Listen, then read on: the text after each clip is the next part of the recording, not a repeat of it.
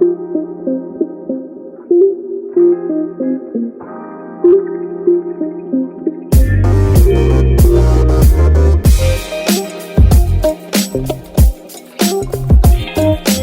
is up, and welcome to the latest edition of the Bruin Bible. I am so lucky to be joined by 247Sports Sun Devil source Chris Karpman in the building to do a Pac-12 kind of preview of the top 6 teams within the conference. These are the 6 teams I feel like have the biggest chance to take home the Pac-12 championship this year. We're going to run through those teams. We're going to pick an offensive and defensive player of the year, maybe do some over-under prop bets. But this is the first time I've interacted with Chris, so I've got to ask him a question. When I was looking for people to get on the podcast, Chris was very receptive, was able to come on. But his pinned tweet is a tweet about Herm Edwards throwing a water bottle at him in a press conference. I got to hear the end of the story, man. What happened with that? Yeah, we were in Vegas a few years ago now, and I was live tweeting the press conference from the Vegas Bowl.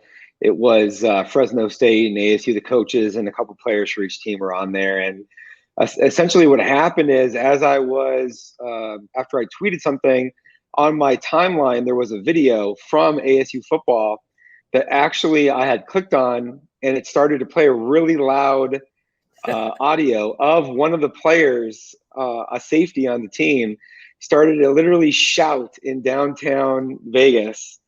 And it took about 2 seconds for me to get to the place where I could close it. And Herm Edwards is a pretty funny guy. He likes to mess around. We have a good relationship. So as I was doing that, I saw out of the corner of my eye, this water bottle is flying at me, and it hits me in the leg, and everybody starts cracking up. And not even close, easily the most embarrassing thing that's ever happened to me in a press conference in my career. But I think you just have to, roll with the punches, accept ownership of stuff like that. So until something better comes along, I got that pinned on my Twitter. Man, I mean, that's a pretty damn good story. I'll tell you what, though. I did stuff in the NBA just questioning coaches and players, and I got the other side of a Greg Popovich situation. That was the worst I've ever dealt with. So that's pretty bad right there. Well, let's get into it, man. You're the Devils guy. We got to start with ASU. UCLA Bruins fans, this is a podcast they gave the Bruins, but I myself am a former Sun Devil, went to Arizona State. You guys are looking pretty good this year, and I want to start with the offense. The kid Jaden Daniels is going to be an upperclassman this year. We've kind of seen him grown up freshman, sophomore seasons. You guys are returning 4 of your 5 offensive linemen. Kind of give me what the feeling is in the building about what this offense can be like.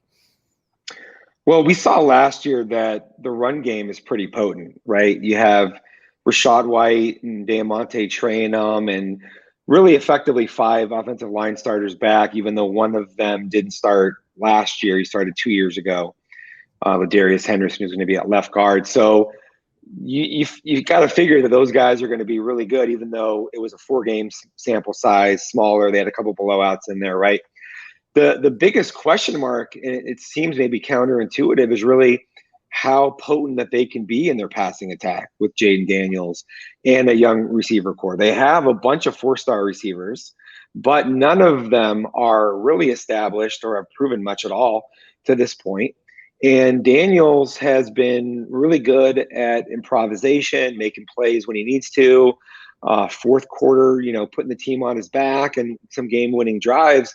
But as far as just being in the pocket and making plays with his arm, when it's not just on a home run pass to a Brandon Ayuk or a N'Keal Harry type of a player, which was a big advantage for him in his first couple of years, that hasn't been fully demonstrated yet. The tougher throws that you have to thread into zone coverage or against tight man and things of that nature. And the receivers are going up against a really great defense in camp this year, as you mentioned there, Will. Just the secondary is tremendous. And so from a watching practice standpoint, it's still kind of hard to gather exactly how capable they're going to be from a passing, receiving standpoint this year. Of course, Daniels, highly regarded coming out of high school, superstar recruit, looked really good as a freshman. Last year, pretty good first game against USC for the team, not so much the passing attack. Then they had a COVID disruption of a month, and UCLA was not a good game. And then they didn't even need to throw the ball against Arizona and Oregon State. So still a lot to be proven. It's the second year of Zach Hill's offense, the coordinator. They should be in a much better rhythm and have a lot of things going for them that are better than last year. But really, to me, it's the biggest question mark of their whole team right now. And you brought up Rachaad White. I mean, that's a number you look at. He averaged 10 yards a carry last year. Like, you're going through the stats, you're like, that's got to be a typo. And then you see the 42 carries, 420 yards. I mean, that is eye-popping numbers from Rachaad White on a limited sample size. He's going to be, I think the run game, like you said, is going to be the focal point of the offense, given the Lions coming back, given Jaden Daniels can extend plays outside the pocket, very similar to Dorian Thompson-Robinson and his ability to be a dual-threat quarterback. The receiving room, I followed the recruits that have come in there. Johnny Wilson, a kid from Calabasas, 5-star on some recruiting websites, high 4-star on some others. Bunkley Shelton's another name. If you were to kind of give out, who may be the top receiving threat for Jaden Daniels this year, I mean, you've been in these camp practices, who would you say would be the breakout receiver for Arizona State? Great question. I think really it's probably Ricky Pearsall and LV Bunkley Shelton are going to be probably the guys that get the most targets. Okay. And those guys play in the slot, and it's an offense that's going to utilize that position quite heavily. When you get onto the perimeter, I think it's going to be more big play threats, maybe not as many high volume target situations. Johnny Wilson it has been either great or he hasn't done as well in some practices. And so there's a boom bust component to him that I think as he progresses and gets more experience will be more boom and less bust. But right now, I think he's still working his way into that. And then Brian Thompson was a Utah transfer who was a home run threat in Salt Lake City. And I think that he's adjusting to the scheme and sort of getting his sea legs underneath him and understanding everything in this offense. But eventually he should be a pretty good player as well. And they have the guy who sat out last year because of academics, Elijah Badger, has missed some practices recently as well. But he might be the most talented of the group in just a raw potential athleticism kind of standpoint, somewhat reminiscent actually of Brandon Ayuk in just the way he moves and everything. But he's not ready, I don't think, to make a big impact. So it's going to be a committee by committee type of a thing. And again, a question is, do they have that alpha move the chains guy that you can reliably go to in situations? I'm not sure that they do at this point. Elijah Badger, a highly level recruited receiver as well. So keep an eye out for him. This will be his first year after academic suspension. Moving to the defensive side of the ball, I think it's a fair assessment to say that they have the deepest secondary within the Pac-12. Both top corners returning, both lead safeties returning. All of them have at least 25 starts in their career, which I think is outstanding. Jack Jones, speaking of high-level recruits, committed to SC, was there for a little while now at Arizona State. Chase Lucas, the local kid from Chandler High School, he's been great. And then you kind of got just two guys on the back end that are, really good starters as well in the safety spots. Give me your assessment on the defense. I know Merlin Robertson is one of the better Pac-12 linebackers as well. I think this is the strongest unit, strongest defensive side ASU's had in quite some time. Yeah, I've rarely missed a practice since around 2005 at ASU that have been open to media. And this is, in my opinion, the most complete defense that they've had in that time. And keep in mind, they had early in that Todd Graham era, they had a really great defensive line, Will Sutton, Carl Bradford, Davon Coleman, and other guys that were quite good. And they had some secondary players in that era that were all conference guys. Asahan Irabor, Deveron Carr, Robert Nelson, Alden Darby, Demarius Randall was a star player at safety. And I would take this ASU defense over those defenses. So we're talking about a very high caliber potential. In fact, the first team offense didn't even complete a 15-plus yard pass in like the first 8 or 9 practices of team periods. Like, I've never seen anything like that before. Chase Lucas and Jack Jones they're on a really high level. Like, they could be among the best corners in the country the way that they look right now. And they have a third corner, Tamarcus Davis, who is maybe even more athletic than either of them. It's hard to imagine, but he's a 40-plus inch vertical jump guy, sub-4 second short shuttle guy, and he's 6 foot and 180 pounds, jump out the gym, quick twitch. And they're going to play a lot of nickel with Davis on the field, joining those other two guys. And then on the back end, Evan Fields is one of their fastest players, despite being a safety. And in DeAndre Pierce, they have someone who started over 30 games in his career between Boise State and ASU. Extremely cerebral, smart guy. So back end is fantastic. Their front, even with the Jermaine Lole injury, which is very significant, I think will be among the best in the Pac-12 still, because Tyler Johnson's pass rush capability is tremendous. He was an all-conference guy last year. Looks really good right now. Trevez Moore is an LSU transfer who has been electric, actually, in camp. Like, they have had a hard time blocking him off the edge. And Michael Matus, who started last year at end, is one of the most improved guys that they have, I think, on their defense this year. DJ Davidson's a upper echelon nose tackle. And even though he hasn't played really, Omar Norman Lott was a highly regarded 4-star recruit who was among the top defensive line prospects in his class. Going into his second year, he's been one of the camp standouts. His pass rush capability from the 3 technique position is excellent. And so he will, in a shared role, along with Shannon Foreman, who's played a lot over 4 years, try to replace Lole. There'll be a step down there, but I think they'll still be really good. The linebackers, you mentioned Merlin Robertson. Honestly, I think that's the biggest question mark of this group is those guys, Darian Butler and Merlin Robertson. They've played a ton for 4 years, and Kyle Soley's a really good linebacker, but none of them are even honorable mention preseason all-conference guys. And I think that's because they've had great moments, and then they've had moments where they didn't look as good, like UCLA last year, for example. And so they need to elevate their week-to-week consistency, especially against teams like what Chip Kelly does, which is really create a lot of challenges with guys flowing in the wrong directions with play actions and defending extra gaps in some of the stuff that they do at the line of scrimmage. And then also even some of the play action passing stuff, option stuff, that's also been problematic for ASU's linebackers. So I think they need to elevate their play to round out the defense in a good way. It's rare to say that about two guys in Robertson and Butler who are 4-year starters, that they weren't even selected for any of the all Pac-12 preseason team. You know, you go through every other conference, usually a guy is going to be mentioned in that group. I want to touch back on the defensive line. You mentioned a lot of interesting and intriguing names. If you had to put a bet down for one of those guys to make an all Pac-12 first or second team either this year or in the future, who's your guy and why? I think Tyler Johnson is going to be an all-conference player this year. He seems engaged.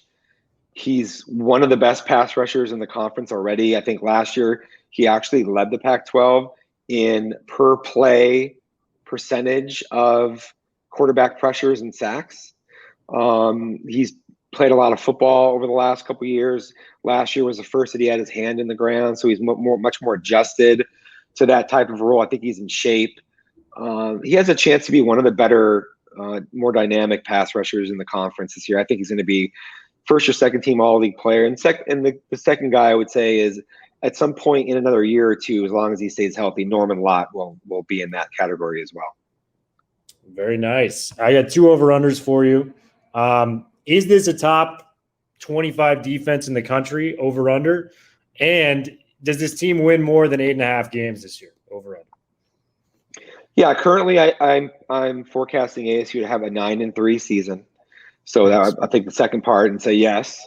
As to the first part, I think in total defense, ASU will be borderline top 25. You know, it's interesting. It's so funny that when you ask me that question on the spot, I'm kind of thinking about the potency of offenses in the Pac-12 relative to other conferences. Yeah. And then I'm also thinking about what ASU's offense will enable as far as staying on the field, sustaining drives, putting points on the board, and the types of games that they may play. I'm going to say yes. I think they sneak inside the top 25. Top 25 defense. You heard it here first from Mr. Chris Karpman. We're going to move along in the Pac-12. We're going to go to the USC Trojans. Big year for Clay Helton. They were 5-1 last year, but he is squarely on the hot seat. Returning Arizona Scottsdale native Keaton Slovis into his junior season as the starting quarterback. Drake London is, probably a first or second team All-American preseason, however you spin that. A lot of good things on the offense there. Let's start with the USC. What do you see from USC's offense going into 2021? So I've always been against USC going air raid. I think it only can probably take you so far, because once you get into, even if you win the conference and then you go against these other teams, the style of play, the nature of it, I think it causes some challenges. Not to say that they can't win the South or can't win the Pac-12. I think they absolutely can. They will probably have the most potent passing attack, but and at times they have shown the ability to run the ball. But I think that when you make yourself more one-dimensional and you put your defense on a certain type of footing to where you're going to be playing in some games that are higher scoring affairs by nature, your defenses are on the field a lot over the course of a season, and then even building into the off season. I don't think USC needed to do that. So, and Clay Helton and his staff, I would say they're just average. Yeah, I just give them average marks relative to everybody else. They tend to have better talent than most everybody, except for maybe Oregon or something, right? And they have not done as much with that as you would typically expect to be the case. Of course, Slovis is as likely as anybody to win the Offensive Player of the Year in the Pac-12. And I think, in Drake London, they have a superstar receiver who's going to be, phenomenal. But they always have great receivers, right? And so I don't know. I'm just overall, I'm still like, okay, I expect they're going to be a 9-win or 10-win season, but they should always be that pretty much, right? I totally agree. Offense is looking solid. I will say they are returning 4 starters on the line, although they do lose their biggest piece, Elijah Vera Tucker, who went in the first round the NFL draft. Their other option as receivers, a former 5-star in Bruin McCoy. This guy was making some plays last year. He's solid. And they returned both running backs, Stephen Carr. And forgive me if I mispronounce his name. It's Vave Mailpeel. Is that correct? Yeah, I think so. Pretty much, yeah. Yeah, it's a tough one to pronounce. But they also got a Texas transfer, Keontae Ingram. The offense is going to be good. I think where the worry comes in is the defensive side of the football. 6 starters return. I mean, Drake Jackson is a big name within this conference. They were able to get the number 1 recruit, Corey Foreman, who may see the field maybe a little early there. Give me your assessment on the defense for the Trojans. Well, look, again, Chris Steele on the back end, Isaiah Polamau. They have really good players. It's not, they got some of the best pass rushers. Yeah, it's not a talent issue. To me, it's more of a style of play and optimizing what you have. To me, that's always going to be the question mark with USC. They tend to lose a game that they shouldn't lose somewhere in their schedule. They tend to be in closer games than they should be a couple times in their schedule. And I just don't think, I think they'll have a great pass rush capability. Their linebacker play overall might be kind of average. I think in the secondary, they'll be improved probably even than last year. But again, I think they're going to put their defense into some difficult situations because of how much they're going to be on the field. It's probably going to look worse statistically than their talent is, or even that their capability is. And, at the end of the day, I think we're going to be in a super close Pac-12 battle going into the last week or two of the season in the South. I agree. Todd Orlando has got his work cut out for him on the defensive side of the ball there. Over under 8.5 wins. I'm going to give them the same as ASU. Yeah, I think they'll probably also win nine games is my guess. I think they're a squarely fit 9-3 team. We will move on to the North, we're going to hit the Oregon Ducks here. Oregon Ducks, Mario Cristobal's team out there in Eugene. They got some key returners. Anthony Brown, quarterback, transfer from Boston College, going to be coming in there. CJ Verdell's a 2-time 1,000-yard rusher. They return their top 3 receivers, Jalen Redd, Johnny Johnson, and Devin Williams. A lot of talent for the Ducks, too. I'd say your point about USC recruits probably the best in the Pac-12. Right behind them is the Oregon Ducks. Offense looks pretty solid for Oregon. What do you think? Well, I think the biggest question is going to be quarterback, right? We don't exactly know what to expect there. They have a phenomenal freshman, actually from Phoenix. Arizona kid, Ty Thompson, who's I think he's going to be a superstar. Loved him in high school. Is he going to be ready right now? I don't know. We'll see. They have a transfer there who's a higher profile addition. I just think, are you going to have enough play there with everything else that you bring to the fold? Their offensive line is usually the best in the conference. Very well coached. They're going to have a pretty potent run game. I think, again, they have a lot of guys back on defense who are really good players.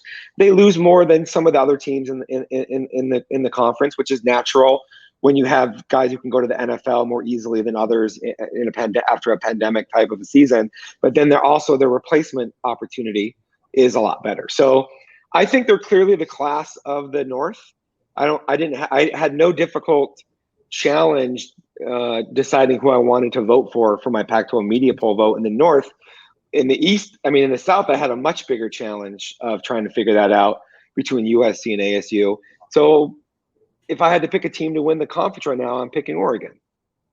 Yeah, I think that's a fair guess. They do have the toughest out-of-conference game of the season. Second week, They're going up to Columbus to take on the Buckeyes from Ohio State. That's going to be a tough matchup there, and one that I will be squarely sitting on my couch for watching at home. Over under, let's go 9.5 wins for the Ducks. I think they're going to probably win 10-plus games. Of course, it's Cal will be a little more formidable, and Washington is going to be there, and I think Stanford will probably be an improved team this year. So it's hard. It's going to be hard for them to get to 10 wins. But if I had to, I would take the over there. Over on the 9.5. I love it. We're going to have to revisit these after the season. Washington Huskies up next, keeping with the North. I do want to throw them in the mix. There are a lot of talent on that team as well. Jimmy Lake's squad, he's in his second season up there. A lot of quarterbacks up there, including Brock Heward's nephew up there, Sam Heward. Dylan Morris, the presumptive starter. What do you think about UW? Not as much overall star power, I think, at the skill positions in particular, right? So the question mark for me is there have been times in recent years when they haven't been able to get as much big play potency from their offense. And I see that as a potential challenge. Their offensive line looks like they're going to be good. They're extremely well coached on defense. I know they're going to be great in the secondary. They're not going to give up a lot of big plays. McDuffie's is a superstar guy who highlights that group, right? They tend to figure out a great creative way to rush the passer and be sound against the run. I just think that they don't have the athleticism at the skill positions to probably be able to push up to where they can beat Oregon. I think that's totally fair. And the line is very good. Jackson Kirkland going to be playing on NFL Sundays at the tackle position. You mentioned Trent McDuffie. He was an all Pac-12 second-team selection as a sophomore in the secondary. No secret what Jimmy Lake has done with the corners and safeties there. 7.5 wins, over under. Where do you go? I think I'm going to say that they end up a 7-5 team. I'm going to go under on that one. Okay. I like the pick. We will be moving on to Utah. Kyle Whittingham always puts out very competitive teams. And, I think one team each year wins the transfer portal, and it may just have been Utah this next year. They got a huge transfer in Charlie Brewer at the quarterback position. Just a lot of experience. This is the type of guy you want to trot out in a tough game situation. 9,700 yards, 65 touchdowns career-wise. They returned 19 of 22 starters. That's a lot of guys coming back for a football team. Give me your take on the Utes. Well, quarterback has always been, to me, the thing that you watch there, right? Because they're going to be really solid along the line of scrimmage on both sides. Their run game is usually going to be really good as a byproduct of that. They're one of the better coach teams on defense. Also, they tend to have great secondary play. Yeah. So I think that where they have sometimes missed the mark is they turn the ball over too much in the passing game. They have not had maybe as much of a big play capability in the passing game, partly what led to Brian Thompson transferring from Utah to ASU, where he could play with Jaden Daniels as opposed to what they were going to have with Utah. It is a huge transfer, and potentially that might give them something that they haven't had in recent years in that way. But then again, you get back to their receivers, it's a little bit like Washington, to where it's like, okay, how much athleticism do they have to be able to fully unlock a quarterback like that and give you the type of balance that you want to have with your run game? Because you're going to get into some situations where it's lower to middle scoring games, and you're going to need in that fourth quarter the ability to open things up on offense. Same as a question mark that I have with ASU, actually. And is that going to be available to them in the passing game? I'm not really sure. I just think that Whittingham is such a great coach, and their staff is so well developed, and they scheme for games as well as anybody, the opponents. I mean, that they're always going to be there. Yeah, Whittingham is very similar to Herm, as his teams play very disciplined brands of football. And you just see that on the field when they bring him out. Cameron Rising won the starting job last year, and he got injured 14 throws into the season. So that's another guy that could potentially beat out Brewer for the job. I just had the Locked On Utes host last week, Brian Brown, telling me Rising is actually the favorite there. They've got two running backs in the transfer portal, TJ Pledger, Chris Curry. And then to move to the defensive side of the ball, Devin Lloyd was a finalist for the Butkus Award last year as a linebacker. That guy's a stud out there. The defense will be very good again in Utah. I'm going to go over under the same as ASU and USC, 8.5. I think Utah is just a really well-coached team, and they have 19 of 22 starters. Where are you going? I'm like right on the fence with this one. I think they'll win 8 or 9 games. It's really hard. It's kind of hard to say who their non-conference. Remind me, who do they have, if you know? I'd have to check that out, but I'll go with under. I'm going to go with under. Yeah, they do play BYU, San Diego State, and Weber State. So I think there's about a 50% chance that they lose one of those games between BYU and San Diego State, or maybe a 40% chance. And so as a result of that, I'm going to go under. I'm going to say that they end up with 8 wins. 8 wins. I think that's a fair guess. Always bowl bound in Utah. They are. We're going to be moving on to the final team in the Pac-12, the UCLA Bruins. We saved the best for last here. 18 of 22 starters returning. Dorian Thompson-Robinson really showed improvement. He was kind of a guy that, I think opposing coaches always said, if this guy learns how to play the quarterback position, watch out. All 5 linemen returning, including Sean Ryan, who's projected to be a high NFL draft pick. If things go well once again in Westwood, he will be a 3-year starter this year. One of the better tight ends in the game, and Greg Dulcich. Go throw on that USC film. He had 10 catches, 167 yards against SC. May have been the best player on the field that night with Drake London. A lot of good things on the offense. The defense has been the problem under Jerry Azzanaro. Caleb Johnson's a guy that sticks out. Quentin Lake is great if he could stay on the field in the secondary. He's played only 5 games once in his career. So if Quinn Lake is out there, that's a different story for UCLA. But what do you see from the Bruins? I want to hear the outsider's perspective. Yeah, I like you were saying there, I think it's going to come down to their defense. They haven't built in through recruiting enough athleticism and depth into their defense. And that then presents some challenges when you're trying to rush the passer with 4. I think they may have to manufacture more pressure if they're going to get there. It creates issues where you're not going to be maybe able to lock people up in some of the coverages that you ideally would prefer to play. And then you put yourself in situations where, on the flip side, because you have Chip Kelly being such a magician offensively, you get into some higher scoring type of affairs, and the game can get a little loose feeling with UCLA, as we've seen in recent years, right? They'll go on the road and they'll get behind and then they'll have crazy comebacks, or they're not able to mount a big enough comeback.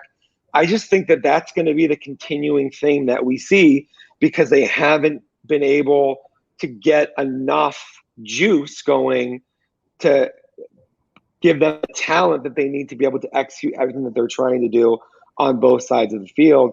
And that's why I don't see them as being in the top 2 or 3 in the South. I just think that other teams are maybe not even better coached, but they have at least equivalent or more reliable quarterback play and better defensive play, especially the type of experience and talent that they have there.